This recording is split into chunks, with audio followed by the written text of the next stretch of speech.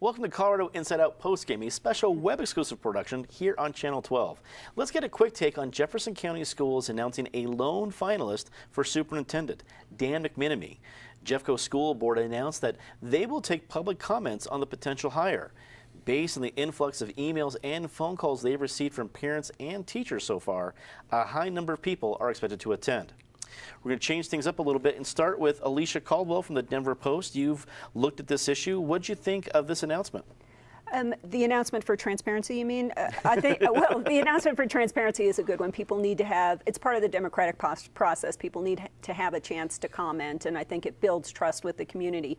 As for Dan McMenemy, he comes from Douglas County, where he is currently the assistant superintendent for secondary education. He hasn't been a superintendent, so that will be one hurdle that he'll have to clear. Douglas County is also a far smaller county in terms of school-age population than Jefferson County is. And demographically, it's very different. For instance, it has 21% free and reduced lunch students, whereas Jefferson County is 58% free and reduced. These are different student populations, and I think the real measure of his success will be whether and how he is able to move those kids who are who aren't on grade level, who come in at the lower end of the spectrum, and that'll be a real challenge. And how he uses, for instance, charter schools to go after that sort of issue, I think will be part of how he's measured and whether he has success. Patty Cahoon from Westward, anybody coming to run I guess it's the second biggest school district in Colorado is going to have a microscope. But especially if they have something from Douglas County, which has been a lightning rod here in Colorado. What did you make of the announcement and the fact that there is a lone finalist? Well, Jefferson County did no favor for him by making him the single finalist, not after the way Cindy Stevenson left. People were already on the alert to watch for any bad behavior. They were already on the alert for lack of transparency with some other contracts. So here's a double whammy. Not only do they only have one lone finalist, which means he's going to have to defend his own record a lot more than he might if there were other people defending their records or that he could position himself against. And when they announce it, they also have that they don't originally put up the contract. When he's going to meet people, he initially says he'll just take individual questions on the side. So they weren't even giving good PR advice on transparency. Now they've made some amends, but still he's the only candidate, and he's going to really have to make a good case for why he should be the only candidate. David Kopel from the Independence Institute and DU Law School. What do you think of the pick?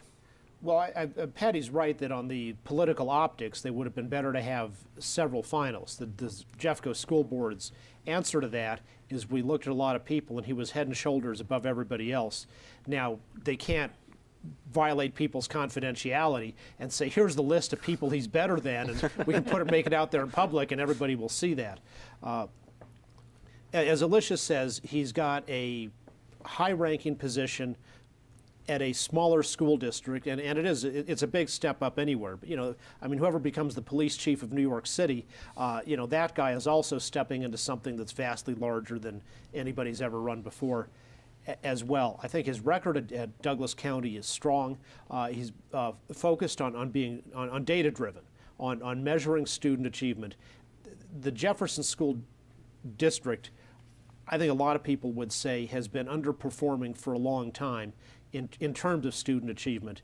And when you're something that large, you have to use data to measure that, find out what's working well and do more of that, and also see what's not working. So I think based on his background, if he can scale up to a larger system, he's got the right approach.